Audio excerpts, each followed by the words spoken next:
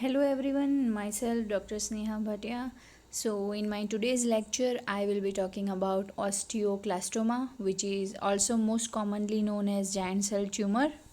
So, before I start with my lecture, 64% of my audience have yet not subscribed to my channel, so I would like to request you all to please subscribe to my channel, to press the bell icon to get notified for the next video, and to share this channel with your friends.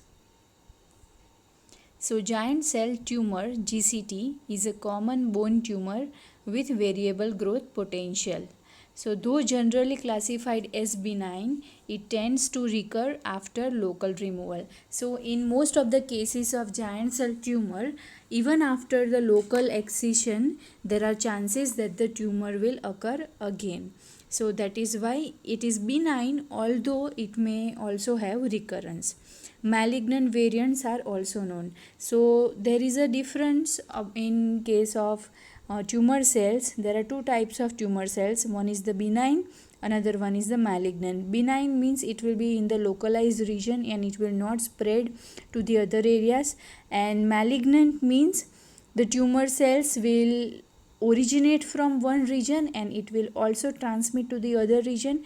So the spread of the tumor will be there, and the tumor will also involve other systems of the body as well. So in case of GCT, it can be malignant also, it can be benign also.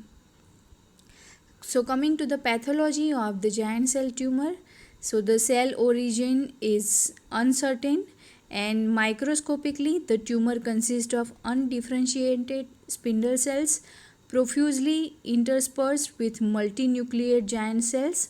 So the tumor stroma is highly vascular, and these giant cells were mistaken as osteoclast in the past, so the name is osteoclastoma. So that is why the name osteoclastoma for this giant cell tumor came from.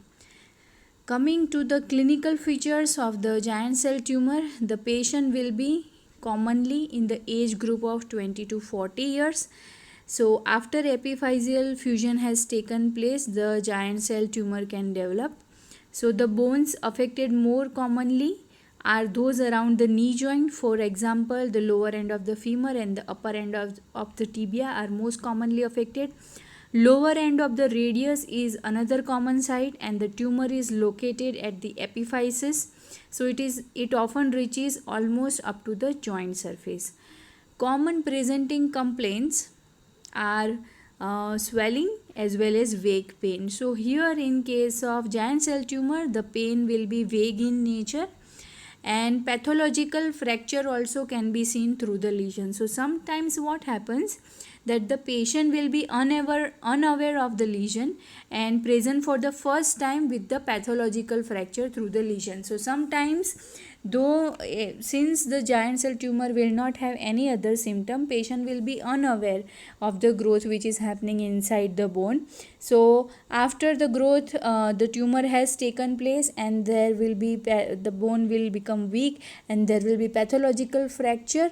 So the patient may come with the complaint of the fracture, and for the fracture itself the patient will come for the orthopedic treatment, but at that time the surgeon may come to know that the patient has developed osteoclastoma or giant cell tumor. So coming to the examination part, so examination reveals a bony swelling eccentrically located at the end of the bone. Surface of the swelling will be smooth. There may be tenderness on firm palpation, and a characteristic eggshell crackling is often not elicited, and the limb may be deformed in a pathological fracture. Okay, so these are the characteristic findings which may see on examination in case of giant cell tumor. Coming to the diagnosis part, so GCT is one of the common cause of a solitary lytic lesion of the bone and must be differentiated from other such lesions. So following are the some characteristic radiological features of this tumor. So what are the features? What are the radiological features of giant cell tumor? So it will be a solitary, maybe loculated lytic lesion. Eccentric location will be there, and often it will be subchondral, expansion of the overlying cortex will be seen. So this kind of tumor, giant cell tumor, is the expansile lesion because it can expand to any area. Next is the soap bubble appearance will be seen. The tumor is homogeneously lytic with trabeculae of the remnants of bone traversing it, giving rise to a loculated appearance. No calcification within the tumor. So if you observe the tumor, then there will be no calcification inside the tumor. Next is none or minimal reactive sclerosis around the tumor. So sclerosis will not be taking place in case of the giant cell tumor, although no calcification as well as no sclerosis in case of the giant cell tumor. However, soap bubble appearance will be seen. So the next thing is cortex may be thinned out or perforated at places. So the cortex of the bone, there will be thinning in the cortex of the bone. The tumor usually does not enter the adjacent joint.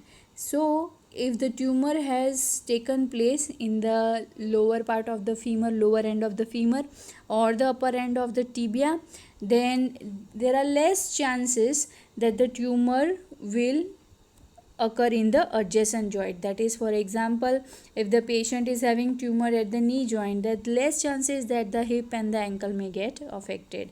Least chances are there. Next, coming to the treatment. So wherever possible, excision of the tumor is the best treatment.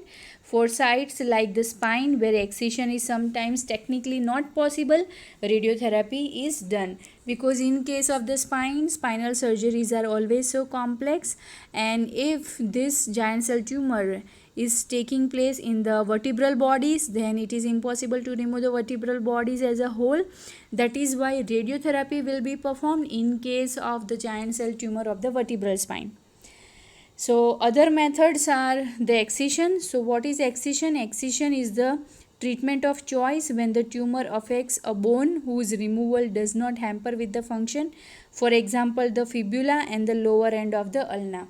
So what they are trying to say is excision means the part of the bone which is affected by the giant cell tumor that will be excised, means it will be cut and it will be removed from the bone. So that is called as the excision.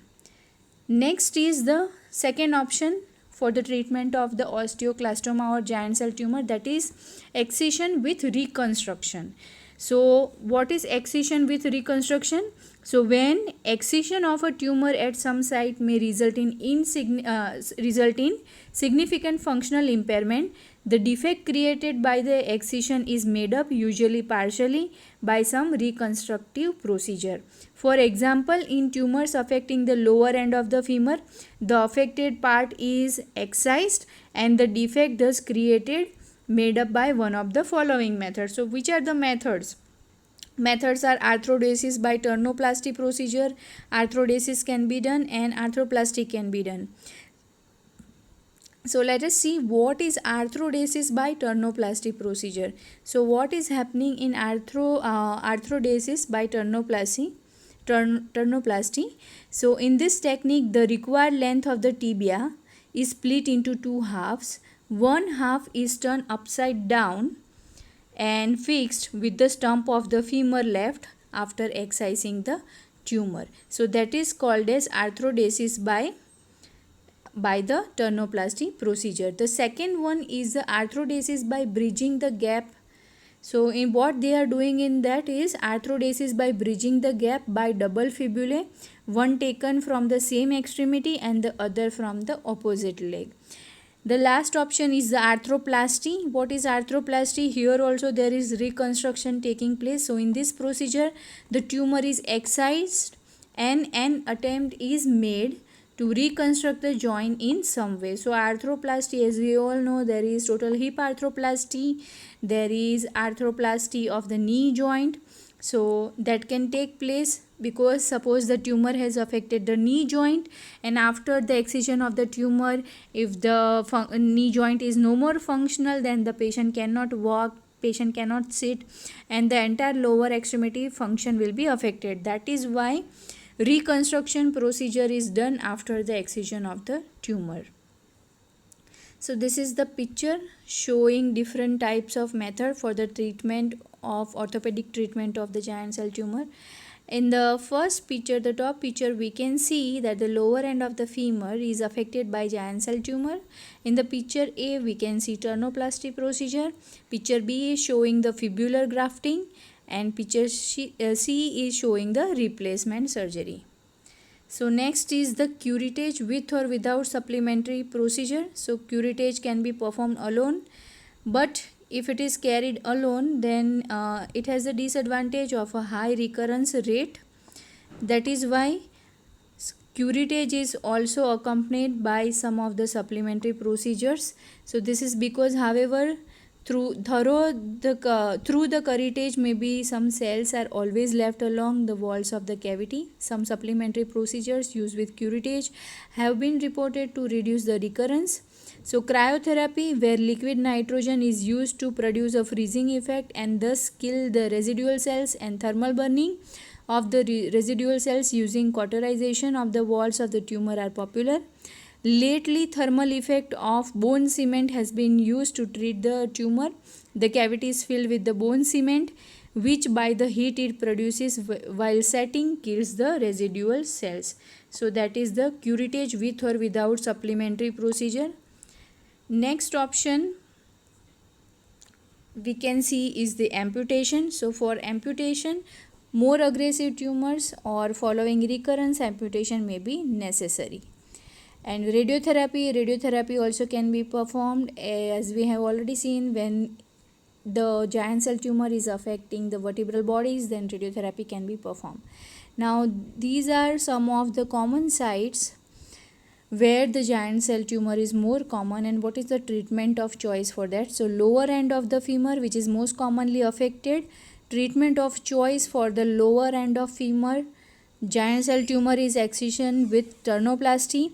Upper end of the tibia, the treatment of choice is excision with turnoplasty. Lower end of the radius, the treatment of choice is excision with fibular grafting. Lower end of the ulna, the treatment is by excision, and upper end of the fibula, again the treatment of choice is by the excision.